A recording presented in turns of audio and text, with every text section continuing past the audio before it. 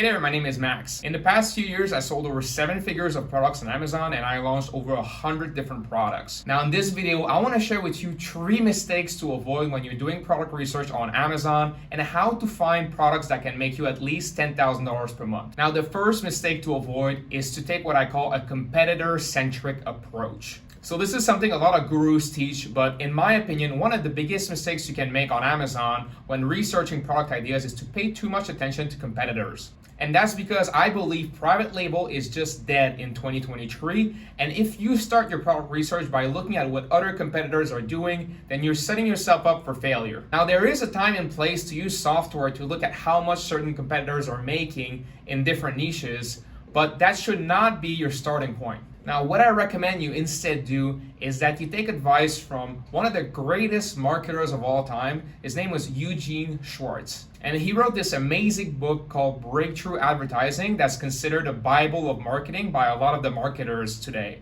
And one of the most important things that I learned from this book is that we cannot create desire for a product in a marketplace. But instead, what a marketer should do is to be able to identify fears and desires and emotional needs in people and channel those towards a particular product. So based on this, the starting point that I recommend for finding new product ideas on Amazon is to get very clear and identify a specific emotional need that you and your customer have. So I like to build around what I call the 2 Ps. So a pain or a passion. So this could be something that you struggle with, a problem that you're trying to solve for yourself or that you've been trying to solve for many years, or a passion of yours where you spend a lot of your time and your money. So you start with that emotional need in mind and then you build products around that, but you always keep that as the center focal point. So I have a very good example of this because one of my first supplement brands that I launched, I created specifically around one emotional need that I had,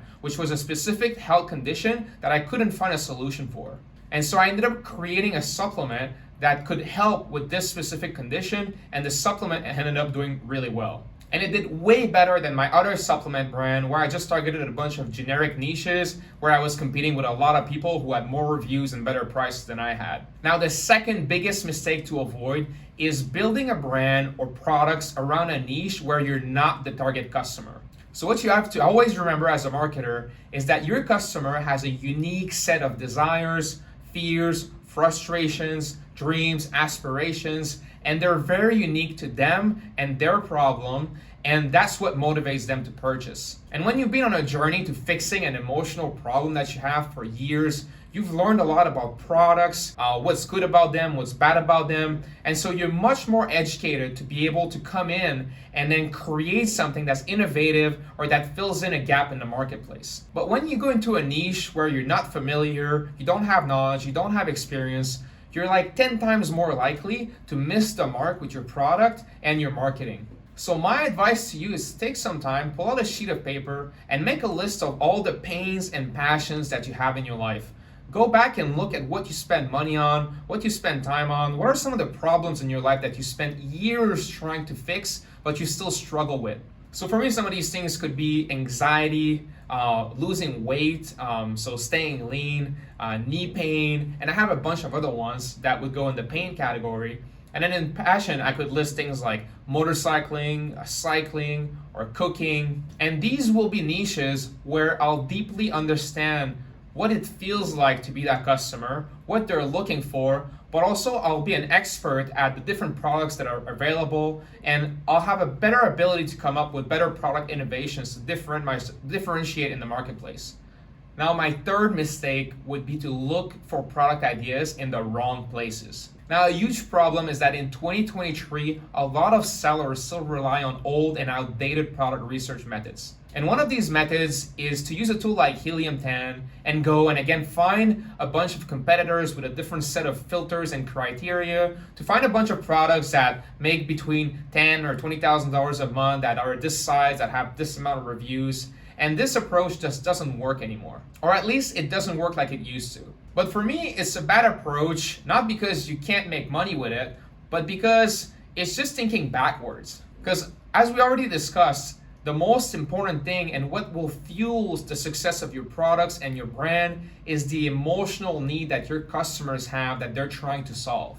And one of the biggest opportunities that I see on Amazon is that it's a huge search engine. It's the biggest search engine in the world for physical products. But really, to me, it's a place where human beings like us go and they type in that search bar, but what they really type in much of the time is their emotional need that they're trying to solve. So by far my favorite way of using Helium 10 is to use the black box keywords research tool.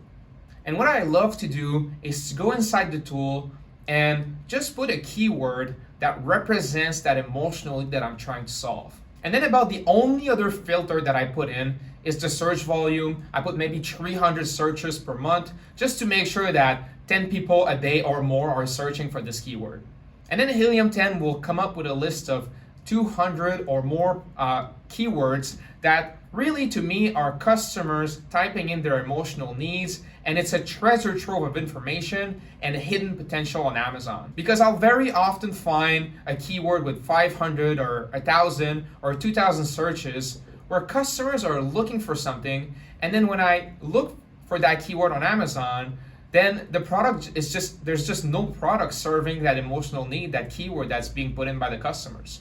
And so with that approach, you can find a lot of very unique and interesting opportunities because you're starting from an emotional need that you yourself really understand well.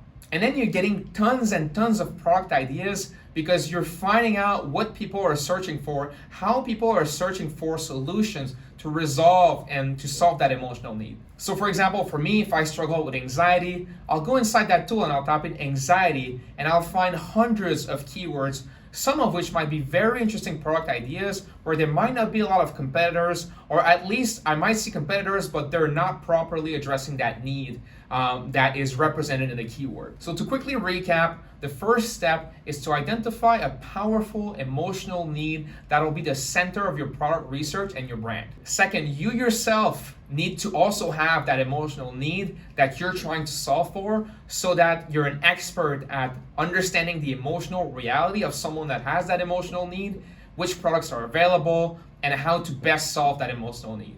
And then once you're clear on that, then you can use a tool like Black Box Keywords to find a whole bunch of product ideas to directly address that emotional need. And believe me, once you become good at implementing this strategy and this mindset, you'll be so far ahead because 99% of Amazon sellers are still stuck in the private label mindset of finding successful products on Amazon and coming up with their own Me Too version of it. So that's it for this video, guys. If you want to see more examples of this, go watch my previous video where I broke down 5 brands that I launched on Amazon and that failed. So that'll give you a good idea of what it looks like launching a brand not following this advice that I gave you today. So if you've gotten value out of this video, definitely please like and subscribe, and I'll see you in the next one.